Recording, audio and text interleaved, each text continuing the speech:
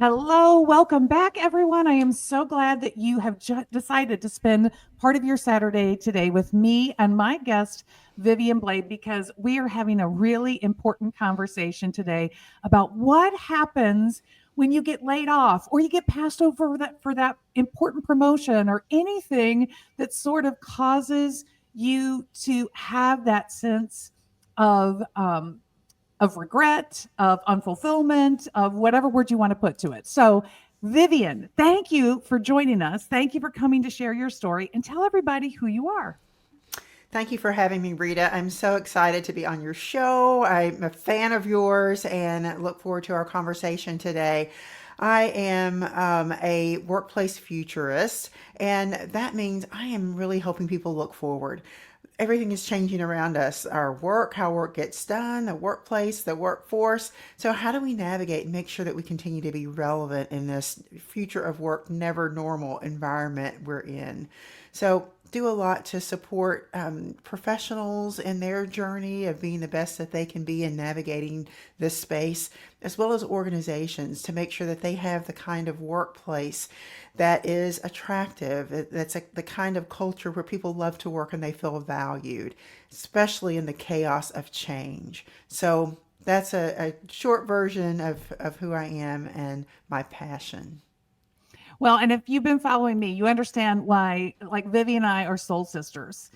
We met actually speaking at a conference, and we immediately, once we realized we were fellow Louvillians, are like, we got to get together. And I just adore this woman and her purpose and what she brings to the world. I dropped her link for her website. You can go learn more about her and the things that she does. I encourage you to do that. So that is in the comments. If you are with us live, please jump in the comments and say hello. Give us some love. Let us know that you are here. Welcome, Vivian, to the show. And remember, you're here to participate.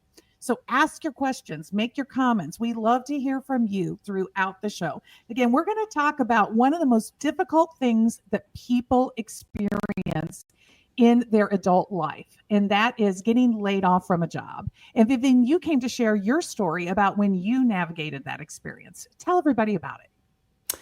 Yeah, it was 2008, 2009 during the downturn, and I worked for GE at the time. So I was on my career path, on moving up the corporate ladder, high potential. Had a lot of opportunity for leadership development and career development, a lot of mentoring. So I was in my zone. I was doing the things that I had always hoped to be and to do in my career and working for one of the most coveted companies, and successful companies in the world and having a great Can I pause your career. story right there? Because I think there's Yeah. something really important in the setup. I want to make sure everybody caught that. A lot of times when people face that conversation of having to tell people that they got laid off from their job, the feeling that they have is they weren't good enough or that they were a problem in some way. And I just want people to zero in on what you're saying. Like, you, not only were you doing well in your job, they were investing in you in your job. Hmm. They had Yeah. tapped you on the shoulder. They were investing in you. So that number one of those stories about worthiness, be careful about that and listen to what Vivian is saying here, because sometimes life is not fair. And I'm going to let her continue on, but I just had to pause to say that because I know this is one of the big hurdles we struggle with in this conversation. Yeah, absolutely. We identify ourselves so much by our work and our worth through our work. So I love that point that you made. But so during the 2008, 2009 downturn, when many companies were laying off, the economy took a big dip, to say it mildly. GE had before that was looking at either sunsetting the appliances business from their portfolio, spinning it off, or either selling it off. So I'd had some opportunity to sort of think about what I might do next. But being caught up in that time and being laid off, I remember the day receiving the phone call and sitting there. I was in the second round of layoffs. I had a team. There were people on my team who were affected in that first round. So I was on the having to tell people end, and then on the receiving end of that as well. It was a very difficult time. I had really, just a lot of emotion around how do I go home and tell my husband, again, because it was the second round of layoffs. It wasn't necessarily new, but it still hit hard and it was very personal to me. And our children were in school. We were they were, I think, starting high school at the time. Wasn't a great time for me not to have a job and looking forward to college and everything. So you go through all of those questions about, what are we going to do next? How do I go home and say that I've lost my job? And I remember the phone call to my husband shortly after that with such a understanding and calming spirit who helped me to manage my emotions and to assure me that we were going to get through that. But I'm going to pause you yeah. again because, again, Hmm. like the nuggets are falling already. Precious Jules in the house. Thanks for joining us, Precious. Whoever on LinkedIn, we can't see your name. You probably have some setup that does not. But thank you for saying that you're here. Something you just said that, again, is so important, Vivian, and that is it is emotional. Trying to talk yourself out of the feelings is not what we're here to talk about. We're not trying to convince ourselves not to have those feelings because those feelings are genuine and we want to honor those feelings. So you weren't where this isn't about saying you got to put a smiley face on and pretend like something bad is not happening. So if you're already questioning where we're going, that is not what we're talking about. We're talking about acknowledging those feelings, acknowledging the hard, and still finding your path forward beyond that. Hmm. Absolutely. You have to deal with them. As we know, the grief cycle says we don't move forward. We can't move forward unless we've had the opportunity and take that opportunity to grieve and surround ourselves with people. Don't do it in isolation, which is another just thing I'm grateful for my husband, for my family, as we were going through that time. My siblings really helped me to navigate that space. So, mhm. Yeah, I mean, Gail, right here, death experience. It is true. Like you said this, you have so much of your identity tied Mhm. up in your profession, in your role, in your title, in it's I know this just when I decided to leave the workforce and spend some time at home with my kids. I had to grieve that process even then, and it was my choice, and I was still in grief. So the grief thing is natural. It's real, and of trying to avoid it actually does more harm than trying Mhm. to embrace the reality of that. So Right. tell us a little bit more. You said that your husband was really beneficial. A lot of us may not be the one receiving the pink slip, but we have to support people around us, sisters, brothers, mothers, uncles, aunts, spouses, children who are impacted by this. What was it that you thought made your husband's support so effective for you? Realizing that it is emotional, it's emotional time and it's a very stressful time, and to try to reduce the stress and try to come up with solutions on how we move forward. He is very much a solution oriented. Okay, let's keep moving forward, fix this kind of person, and not staying in the woe is me kind of place. But okay, kind of what's next, which I so appreciate that mindset for him. But I want to go back to the emotion of this for a minute too, and I gratefully was able to realize, and probably especially because by the time my layoff happened, it was in that sort of second round, but it wasn't personal. This was business. There are so many hard decisions that have to be made. And they're business decisions. And sometimes the human side of that and the people behind the pink slip are not what's necessarily recognized, but it's not necessarily personal. And it's sort of the order of doing business, in our business environment. Unfortunately, doesn't make it right. But that can help us to not take it so personal, for us to not get ourselves wrapped up in what did I do wrong? Why am I not good enough? And questioning ourselves so much. The other thing I want to add to that, I was so grateful to before that, and I think another thing that helped me through that time was my faith. And I had been to a marketing conference in Texas. Some friends of ours lived in the Austin area, invited me while I was there on business to go to a revival with them. Marvin Sapp was and he's a gospel artist. He was the evangelist that was speaking during that time, and he spoke on Second Chronicles chapter 20, which also reinforced in that story. I'm going to encourage you to go back and read that, but about the story that there is more on the other side that we can't see, even Mm. when it seems like we're at the end of our rope, and that we are not in it by ourselves. God has got this. He's if you're a person of faith, which I am, undergirding us and helping to carry us through those times. So I would say that's another just message that really helped me to move through and not quite take it so personal. So Samaya, I don't know if I'm saying your name right. I apologize if I'm butchering it, but I want to look at what she's adding in here. And by the way, Liz Wool, thanks for the shout out. Lori, Gail, thank you for joining us and for joining the comments. But I think she's really encapsulating the story that so many of us have in our head. I'm rejected. Why me?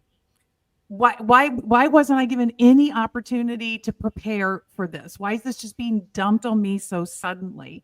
So what were some of those thoughts, those stories, Vivian, that do you recall in the moment of between receiving the news and starting to make the plan with your husband, and maybe even beyond that? What were some of those really self-critical stories that were sounding off in your mind? Because our narrator never stops. Absolutely. I had all the things. Oh, all the things that she mentioned. Why me? How in the world could I be getting laid off? I have given more than 40 hours a week, missed the things that my kids were involved in. I've done all the things, walked the line, done a great job in my role, moving up and being promoted. And so, therefore having, those opportunities and that recognition of adding value to the business, had the opportunity to step into a Lean Six Sigma Master Black Belt role, running customer experience for our division. So I was given some significant responsibility. So how in the world could I be being laid off?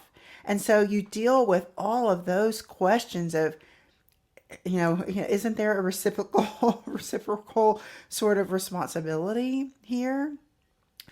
And so, yeah, I went through all of those things. And then what am I going to do next? What in the Mm. world? And we were in an environment at that point, which I think we're finding ourselves much in right now with so many organizations laying off, that you've got a lot of people in the marketplace.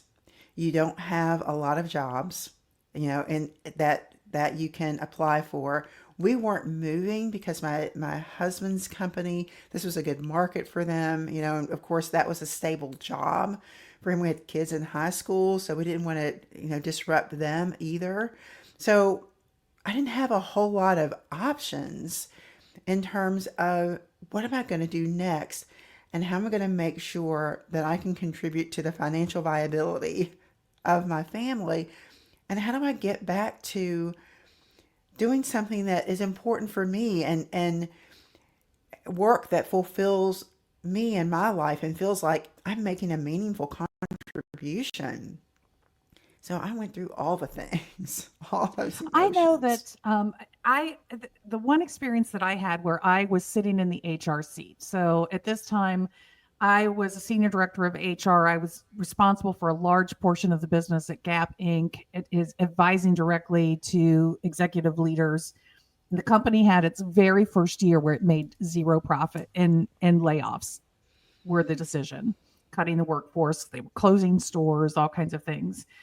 and went through that process of being the HR person in the room to deliver every one of these conversations to every person that was impacted in my segment of the business. And of course, the Gap did some nice things. They immediately purchased services. They outsourced getting support to employees to help them navigate through the kinds of things that you want to see good, thoughtful companies do. But I do know from talking to those employees that this stigma they feel that they have, how do they go out in the marketplace and say, I got laid off and not look like a failure? Mm-hmm. How do they make it not personal? Did you find Yeah. yourself struggling with those thoughts? Yeah, I know, absolutely. Because there is a stigma, oh, what did you do? Right? Or, oh, there must be some reason why you were chosen. And I think this goes back to the comment I see from Gail here, which I also want to acknowledge about the personal side of being laid off and how personal it is. Gail, I appreciate you bringing that up because it is, and delivering those messages, being on either side of that, from that standpoint, it is very personal. And my point was that sometimes with the scale of decisions that have to be made, it's not necessarily a personal decisions in many cases, but it is a very human impacting experience to both deliver and to both go through. So when you're going back then out into the world, I think those are the things that you have to continue to remember and do for yourself. First of all, is what is my value? Who am I at my core? And what did I bring? So you look back a little bit about the contributions that you make have made along the course of your career. The value, we used to talk about runway. Oftentimes when we think about a person's future potential, what runway do they have? So you have to think about, what contributions can I continue to bring? What are the skill sets? What is it in my personal character also that contributes to an organization? And where can I fit in? And sometimes figuring out how your skills may be transferable or not can be challenging because you don't know. Maybe this is the work that you've been doing. And I know we see that in a lot of cases with people who are working in the diversity, equity, and inclusion space where there's so much change happening there. And so how do the skill sets and the work that I've done and have been so passionate about my entire career, how do I shift that to something different and to something new without losing a lot of myself? Those are Well, questions we and have to grapple with. I agree with you 100%, right? So don't let this decision steal your internal self knowledge about who you are in your capacity and your capability. That's the message I hear that Vivian's, don't let this steal that light from you.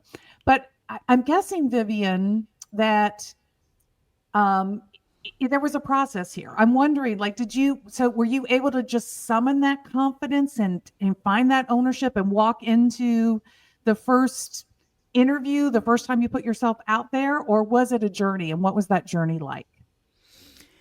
Yeah, it was definitely a journey. And I think part of that goes back to one, sort of that faith journey and some of the messaging that I didn't realize would be for me. I came back from that business trip and that revival and was sharing some of that message with other people and then realized that experience was for me. So that helped me a lot. And then that the rest of that journey for me was we had outplacement service, so going and having opportunities to explore my skill sets and working with somebody, having conversations with that resource, but also in my personal circle. So I also have siblings who are extremely supportive and we're there for each other. So being able to have conversations with other people was also very helpful for me.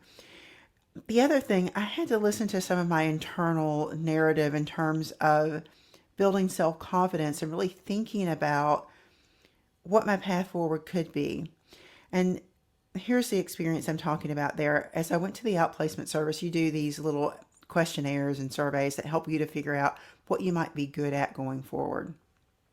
Entrepreneurship was one that was not on the high list of things that would might be good for me for my next step. But I had and because I had also sort of some of that time when GE was going to maybe spin off or sell the appliances business. I had thought about what I might do. I thought about a consulting practice, and I said, I'm gonna go two paths. So there's not necessarily one answer forward, and you can explore two paths. So I said, well, let me see what's out there and looking for a job. And then also with the experiences and the skill sets that I have, let me explore entrepreneurship and what I might do, having a consulting business where I can help organizations with process improvement, with customer experience enhancements based on the work I had been doing. And so I move forward. The other thing that was interesting, a lot of people said, in order to go through the grieving process, take some time off. Give it a few weeks, which is good. But for me, I couldn't do that. I needed to say, okay, I need to sort of see what's next. So taking some of that time to really be thoughtful is important. My thoughtful time and restful time was a little bit more active, but so as we got into the first part of January, I started thinking about, okay, what is the name of the company I want to file?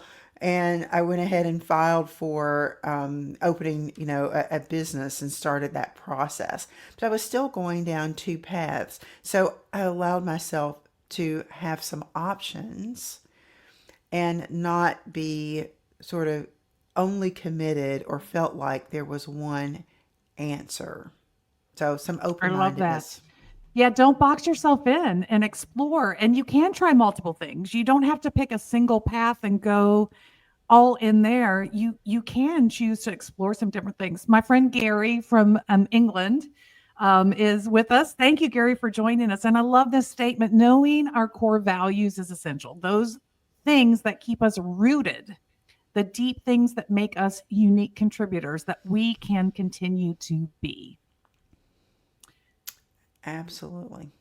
Right. So often, and women are especially bad about this, but I think people of color in general suffer this as well. We talk ourselves out of opportunities because we say we're not ready. The story we tell ourselves is, I don't have the receipts for that. I don't have the direct experience. I've got to do something else to prove my readiness before I can step in. But I'm telling you, this is something that we can steal from men. Men have a different level of uh, of acceptance of the idea that their skills are transferable, that if they were smart enough to figure something out over here and they have these basic elements, they'll figure it out as they go. And we are all capable of doing that to a large extent. And so I think this idea that you are sharing and that Gary is adding to here is that it is so easy to allow your internal narrator to give you the false flag that you've got to get another degree, that you've got to do some other thing before you can choose one of these other paths. Oh, well, Vivian, if you want to be an entrepreneur, you got to go to entrepreneur school. That's offered over here. You got to do that 6-month course, that year-long course, whatever it is. And then when you finished all that, then you can think about filing for a name of your company and doing something. Right? I mean, it's so easy Mm-hmm. to get caught in that trap of false narrative. Yeah. And so I want people to take away from what you're saying of, even though it didn't show as your strength, it didn't stop you. Mm-hmm. Because if you figured all these things out and you had your Six Sigma belt and everything, you can figure this out too. Yeah. If you And wanted it, if you wanted it enough, yeah. you could figure it out. I still had those questions in my mind, of uncertainty. So, those things are still going on, but, building that confidence and to your point, we suffer from imposter syndrome so much. I talk about this in my book, Influence, about when I talk about authenticity as one of the core elements of growing our influence and being influential. That authentic influence also, we have to love ourselves first. So going back to the values that Gary talked about, love ourselves first and know that we have value and we have something to give and to bring, and that we don't have to have had all the experiences. And that's where we can be thoughtful about and maybe have people who are, we're so close to ourselves, sometimes there are things we can't see about ourselves. So as we reach out to people and have conversations about, well, what is it that you see in me? What's the value? How have I been helpful? Help me look at some of the things that I've done before, and where might there be transferable skills? Talking to people who are in other industries or in other roles to see what their journey has been and what their organizations are like or their careers are like. What might I have that can play a role in, another path forward? So loving ourselves, realizing our value, realizing that we are enough and we have and we can learn. We are on this path in our lives of always growing and learning. We can learn along the way also. And the other thing that's important about what you said, Rita, is that as leaders, sometimes leaders, when we get into jobs, well, we feel like, okay, I have to know everything. And the smartest leaders know that they can build a team of experts around them that complement their skill set. Amen. Say that Those again. are the Say that best. again, Yes. Vivian, one more time. We bring in people around us that complement our skill sets. We don't have to know everything. We don't want to be the person who knows it. That's the other side of the spectrum, the superiority complex, which is the other thing I talk about in authenticity. But so, you don't have to have check every box, but what's around you? How can I continue to learn and grow my skill set? What do I have to contribute today?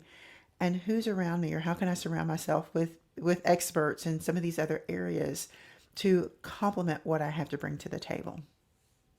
Well, the other theme that I'm hearing that I just want to call out directly here is you're talking about you use resources. You had the outsourcing resource, you asked for help, you talk to other people.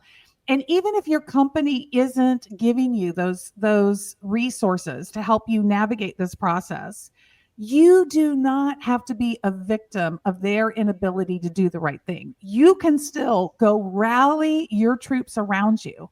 Use your connections, use the people around you. Go back to our very first episode with Karen Laus, and she gave this little exercise that you can do where you ask for people to give you five characteristics about who you are, how they experience you. Allow people to help you see things that, just like Vivian said, you cannot see in yourself because you are too close and your inner critic is too hard on you. Your inner critic is an unreliable narrator oftentimes when it comes to you and who you are and what you can do. But if you go to your trusted advisors and people around you, people that lift and support you, that have been along your journey with you, they can see and share things with you that you're not able to see for yourself. Absolutely. Give yourself some grace. Give yourself grace. And and know that people have, if people are good intentioned, in your network, people who care about you, they're going to have empathy and compassion for you when you say, I lost my job. Here's the situation, and here's how you can help me. People want to help. They want to be part of supporting you in being able to move forward. So one of the tropes that our inner critic tells us that we talked about early on is people are going to reject you because you got laid off. Like that's just going to disqualify you automatically, or you're going to have to defend that.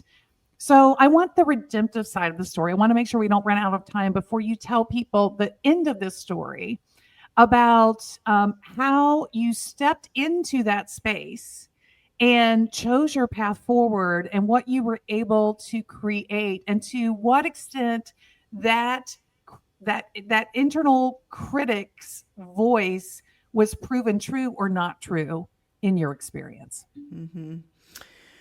Yeah. So as I move forward, and again, at the time, there weren't a lot of jobs available, and we weren't moving, so I didn't have a whole lot of options. So I moved more toward the path of entrepreneurship and creating my own consulting and speaking practice.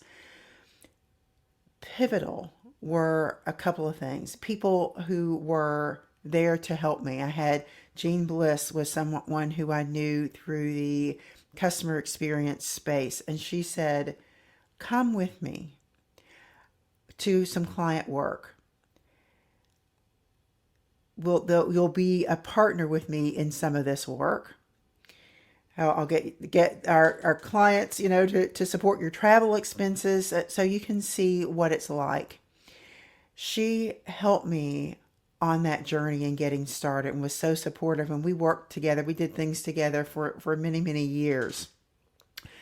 And then there were other people another person who introduced me to the National Speakers Association, put me in contact with people within NSA who were welcoming and said, "Yeah, come here. We are a community of people who support each other. We're learning and growing together so that we can bring our expertise to the world." So again, that partnership, something that I talk about in my Resilience Ready book, that the partnership that we need, especially when we're going through things, that we're not isolating ourselves, and where people also can reach out proactively to help us along the way. So it was people who helped me to find the confidence that, yes, I can do this and I have something of value to contribute, and to be able to put that together into something that would add value in a way that were frameworks and training. And so that's where today I continue to do leadership development workshops. I'm a keynote speaker. As you You mentioned, you are I the think, you've achieved the highest level of mastery that is in speaking, right? I mean, you're a certified professional speaker. I mean, that is a huge deal. thank you. That, yeah, certified speaking professional. So we call it CSP, and it is among those highest earned designations. There are a couple of others in the NSA, National Speakers Association community, that are at successive levels. I want to make sure that I mention and honor that. Oh, But yeah, no, but grateful to have earned that designation. Executive coaching is something else that I do. Also, my consulting work continues, and going in and working with organizations to help them to bring that culture to, as I mentioned earlier, this space of a place where people love to work and they feel valued. Operational excellence is another thing that I work on, so merging divisions together, which is something that I'm working on now with a client. But the importance of that work, the opportunity, and the thing that I love about the space that I'm in, the opportunity that I have to work with different organizations, different professionals, people, to just that diversity of the work that I have the opportunity to contribute to. I'm so grateful for that, and a different kind of experience than if I had stayed in the same place or been on the same path. Nothing wrong with that at all. But that's just one of the things I appreciate about the path I've been able to be on, is how I have grown, and the difference and breadth of experiences that I've been able to have because of what happened before, And because I was able to say yes and to build on the value that I've been able to bring and could, and how I've grown and continue to develop and learn and not been stagnant along the way. I'm grateful for that.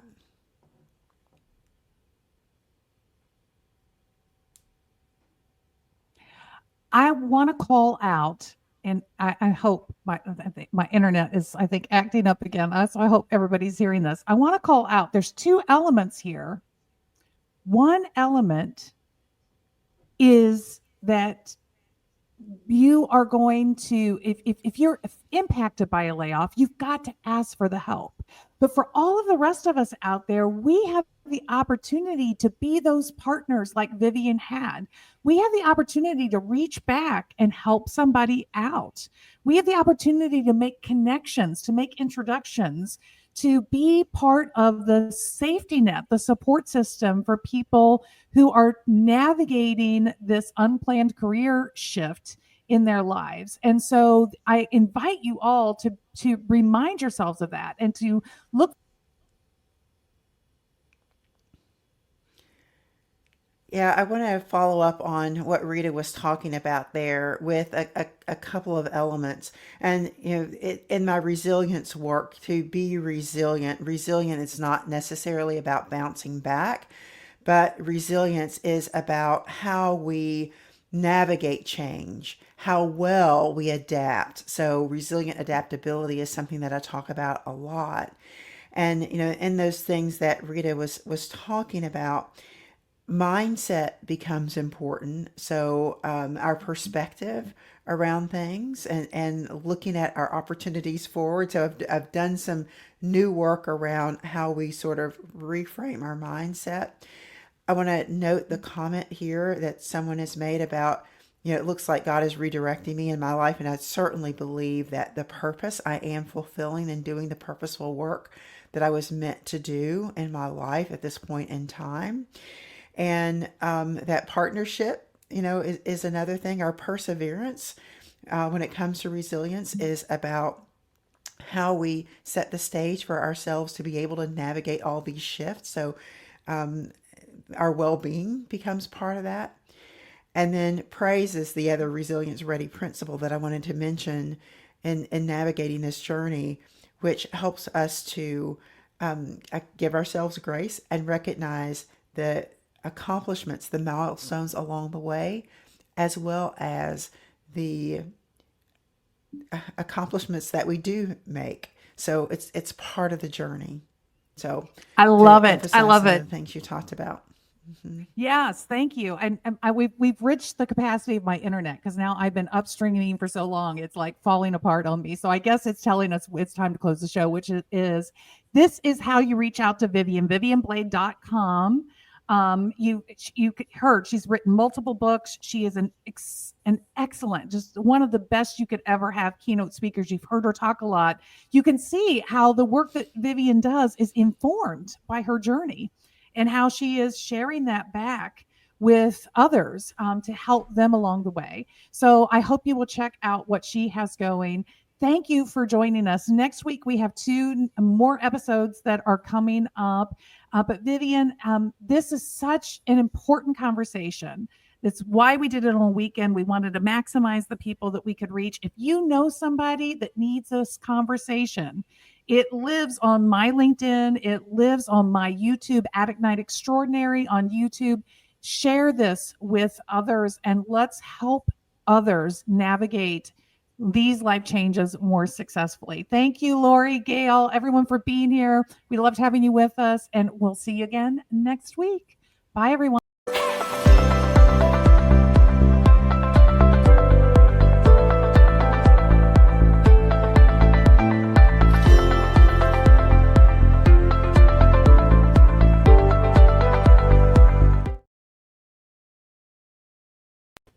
Thank you for joining us on the story I'm telling myself. If you loved this episode, would you do us a big favor to help us reach a bigger audience? Simply subscribe to the Story I'm Telling Myself podcast and rate this episode and share it with a friend. Thank you for listening.